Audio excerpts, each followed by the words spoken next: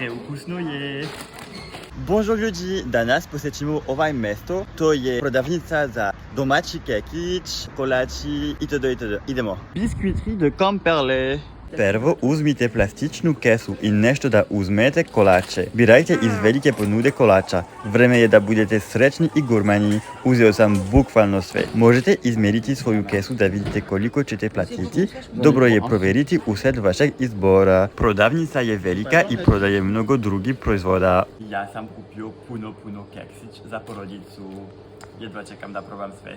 I ovdje nema samo kolači, ima također domaći proizvodi kao riba supa, to je pate ovdje, slana keksić. Vidiovo, kutiji su baš lepi. Nakon kupovine kolača možete birati iz raznovrsne ponude džemova, čokolada i slanog karamela za